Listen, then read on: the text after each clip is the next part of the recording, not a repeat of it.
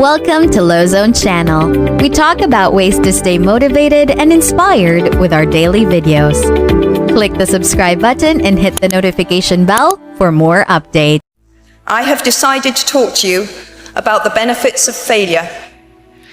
And as you stand on the threshold of what is sometimes called real life, I want to extol the crucial importance of imagination.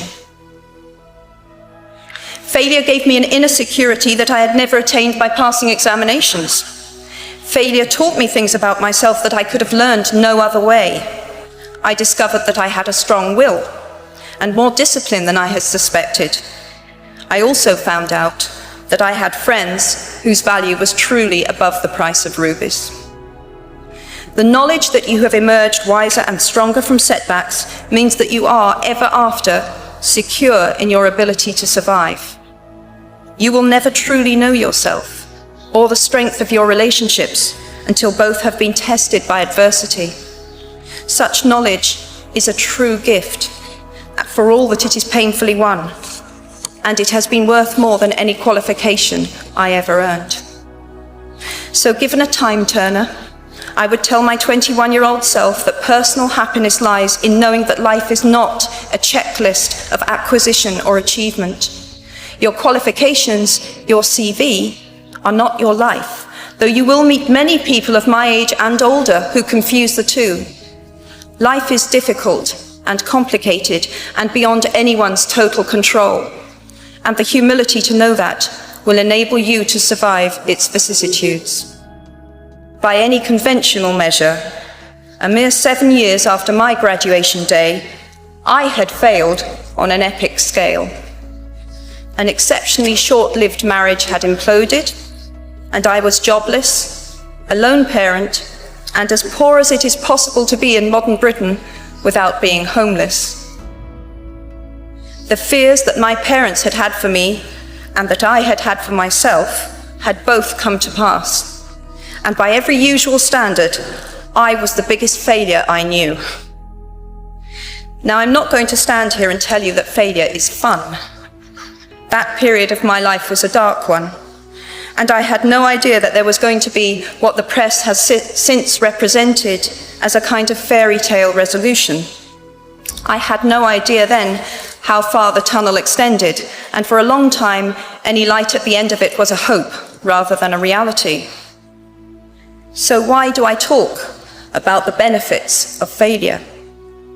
Simply because failure meant a stripping away of the inessential. I stopped pretending to myself that I was anything other than what I was, and began to direct all my energy into finishing the only work that mattered to me. Had I really succeeded at anything else, I might never have found the determination to succeed in the one arena where I believed I truly belonged. I was set free because my greatest fear had been realized, and I was still alive, and I still had a daughter whom I adored, and I had an old typewriter and a big idea. And so rock bottom became the solid foundation on which I rebuilt my life. You might never fail on the scale I did, but some failure in life is inevitable. It is impossible to live without failing at something, unless you live so cautiously that you might as well not have lived at all, in which case you fail by default. Now, you might think that I chose my second theme, the importance of imagination, because of the part it played in rebuilding my life, but that is not wholly so. Though I personally will defend the value of bedtime stories to my last gasp, I have learnt to value imagination in a much broader sense. Imagination is not only the uniquely human capacity to envision that which is not, and therefore the fount of all invention and innovation. In its arguably most transformative and revelatory capacity, it is the power that enables us to empathize with humans whose experiences we have never shared. One of the many things I learned at the end of that classics corridor down which I ventured at the age of 18 in search of something I could not then define was this, written by the Greek author Plutarch: "What we achieve inwardly will change outer reality."